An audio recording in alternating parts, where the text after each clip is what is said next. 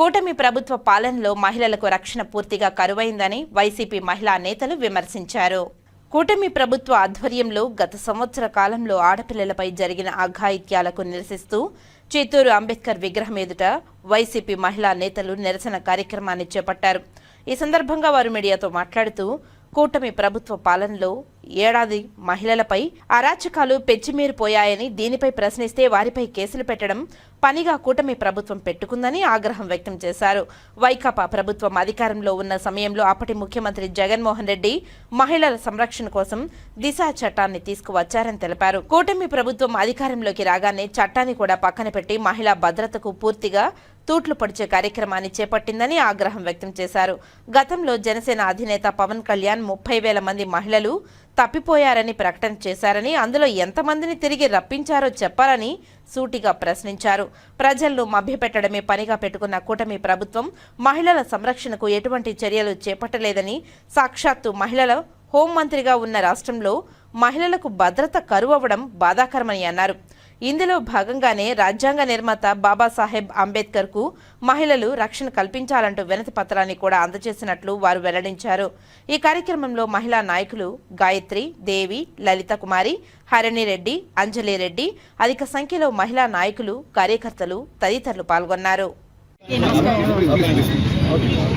Electronic మీడియాకి, print మీడియాకి నమస్కారం. ఈరోజు ఈ ప్రభుత్వం చేస్తున్న ఘటనలు మనం చూస్తూ ఉన్నాం. ఎందుకంటే గతంలో వీరే ప్రతిపక్షంలో ఉన్నప్పుడు నానా రాద్ధాంతం చేశారు మహిళల గురించి. ఎందుకంటే మహిళలకి రక్షణ లేదు, రక్షణ కల్పించాలి, అఘాయిత్యాలు జరుగుతున్నాయి, అన్యాయాలు జరుగుతున్నాయి. అదే అఘాయిత్యాలు, అన్యాయాలు ఈరోజు రాష్ట్ర ప్రభుత్వంలో జరుగుతుంటే, కూటమి ప్రభుత్వం ఆధ్వర్యంలో జరుగుతుంటే మీరు ఏం చేస్తున్నారు, చోద్యం చూస్తున్నారా అని మేము ప్రశ్నిస్తా ఉన్నాం.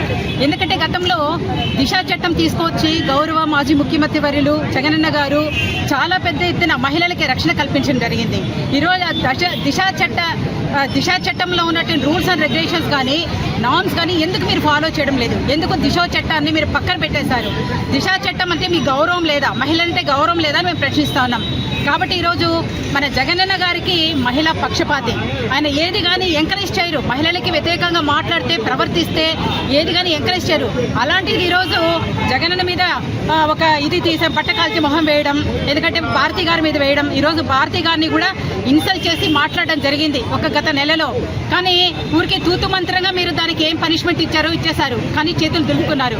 ఈరోజు అదే కూటమి ప్రభుత్వంలో ఉన్న ముగ్గురు పార్టీల వాళ్ళు కానీ మహిళలకి భద్రత కల్పించండి, రక్షణ కల్పించండి.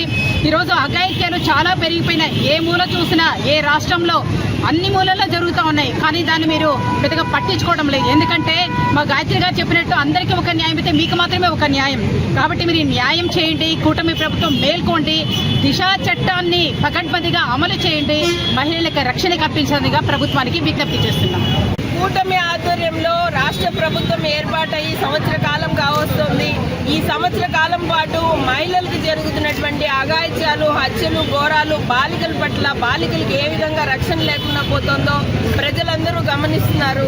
మరి ప్రభుత్వం ఏర్పడి సంవత్సర కాలం అయినా కానీ ఇంతవరకు మహిళల కోసం ఒక చట్టం తీసుకొని రావడం కానీ, మహిళల రక్షణ కోసం ఒక ప్రణాళిక రూపొందించడం కానీ ఇటువంటివి ఏవీ జరగలేదు. మరి హోంమంత్రిగా ఒక మహిళ ఉండి మహిళలకు రక్షణ కల్పించాల్సిన దిశలో ముందు వరుసలో ఉండాల్సిన వారు కూడా కేవలం ప్రభుత్వ పెద్దలు చెప్పిందే నడుచుకుంటున్నారు తప్పించి వారి రక్షణ కోసం ఎటువంటి చర్యలు తీసుకోవడం లేదు.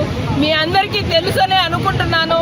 మరి నిన్నటికి మొన్న జూన్ నెలలో 3వ తారీఖున సత్యసాయి జిల్లాలో సాకే తన్మయి ఆ పాప కనబడక వారి తల్లిదండ్రులు వారం రోజుల క్రితం కంప్లైంట్ ఇచ్చారు. 3వ తారీఖు ఎప్పుడో కంప్లైంట్ ఇచ్చారు.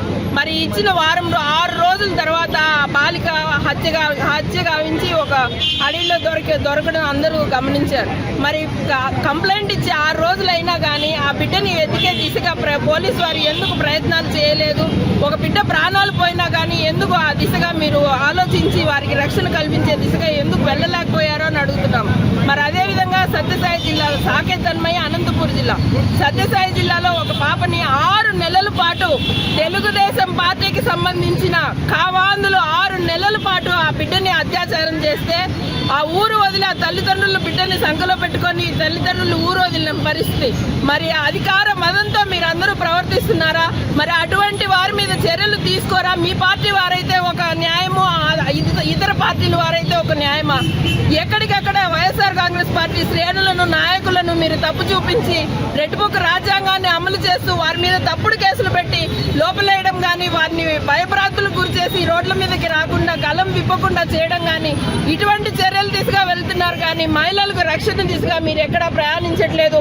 మహిళలకి రక్షణ కల్పించండి, మహిళలకి ఇస్తామన్నటువంటి వాగ్దానాలను అమలు చేయండి. ఇకనైనా కానీ మీరు బుద్ధి తెచ్చుకొని ఒక మహిళగా హోంమంత్రి గారిని మేము మహిళలు, వైఎస్ఆర్ కాంగ్రెస్ పార్టీ మహిళలు అందరము విన్నవిస్తున్నాము. అమ్మా, ఆడపిల్లలకి రక్షణ కల్పించండి అమ్మా. ఈ రాష్ట్ర ప్రభుత్వం ఆధ్వర్యంలో ఆంధ్ర రాష్ట్రంలో మహిళలకు జరుగుతున్నటువంటి అన్యాయాలను మీరు గట్టిగా, మీరు మహిళగా ఉండి మీ ప్రభుత్వం పెద్దలకి చెప్పి మహిళలకు రక్షణ కల్పించండి. ముఖ్యంగా ఎస్సీ, ఎస్టీ, బీసీ బడుగు వర్గాల మహిళలకు, అణగారిన వర్గాల బాలికలకు రక్షణ కల్పించండి. ఇవాళ చిత్తూరు నియోజకవర్గంలో విజయానంద రెడ్డి గారి ఆధ్వర్యంలో మహిళలందరూ కూడా ఇవాళ గలమెత్తి మా గోడు ఎవరు వినిపించుకోవట్లేదు కాబట్టి అంబేద్కర్ గారికి వినతి పత్రం ఇచ్చి మా సమస్యలను చెప్పుకోవడం జరిగింది.